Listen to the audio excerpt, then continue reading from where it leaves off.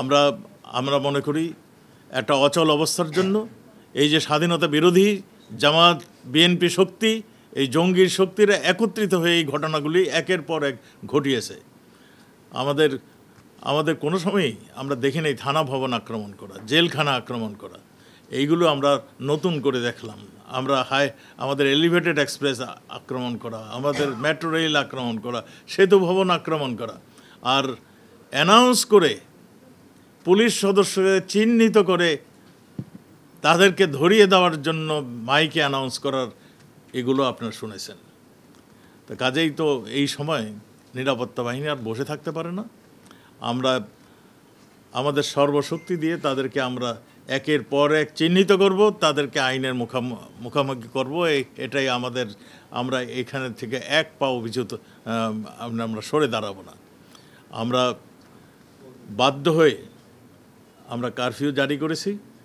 আমাদের আমাদের দেশমাতৃকারা যারা ভালোবাসে, হৃদয় দিয়ে ভালোবাসে, সেনাবাহিনীও তাদের মধ্যে এক বাহিনী, তাদেরকে আমরা ডেকেছি।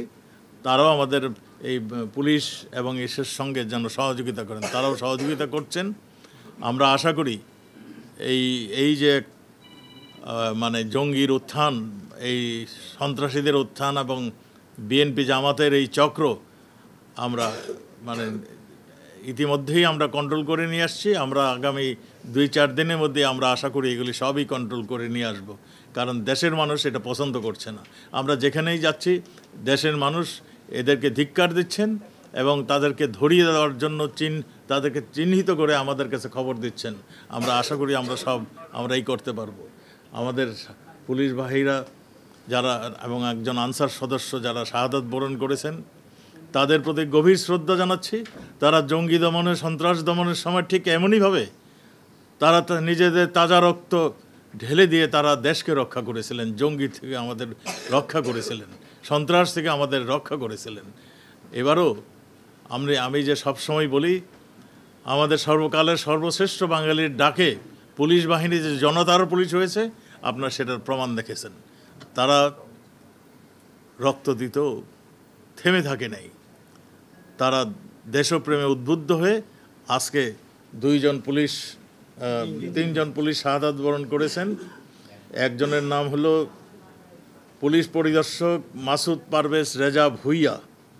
তিনি পিবিএতে চাকরি করতেন। তিনি একজন তদন্তকারী অফিসার। তাকেও হত্যা করা হয়েছে। নারায়ণগঞ্জে তার বাড়ি ছিল। আরেকজন হলেন মোহাম্মদ গিয়াসউদ্দিন, ডিএমপিতে চাকরিরত অবস্থায় ছিল, তাকে হত্যা করা হয়েছে। তারপর আরেকজন হলো মরহুম এসআই মুক্তাদির, ট্যুরিস্ট পুলিশ, যে পুলিশ শুধু ট্যুরিস্টদের নিয়ে কাজ করে, তাকে হত্যা করা হয়েছে।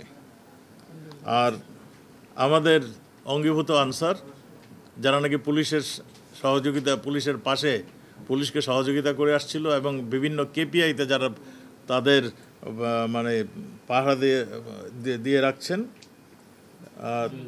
তাদের মধ্যে একজন মোহাম্মদ জুয়েল, মতিঝিল থানায় তিনি কর্মরত ছিলেন, পুলিশের সহযোগিতা করছিলেন, তাকেও হত্যা করা হয়েছে।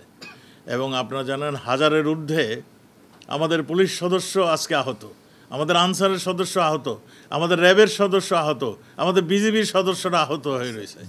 আমরা তাদের শীঘ্রই আরোগ্য লাভ করবে, এটাই আমরা বিশ্বাস করি। আর যারা আজকে প্রাণ ত্যাগ করেছেন তাদের ফ্যামিলি আসছেন, আমরা তাদের সমবেদনা জানাচ্ছি। আল্লাহ তাআলা তাদের যেন এই কষ্ট সহ্য করার ক্ষমতা তাদের দেন, আমরা সেই মহান রাব্বুল আলামিনের কাছে সেই প্রার্থনা করছি।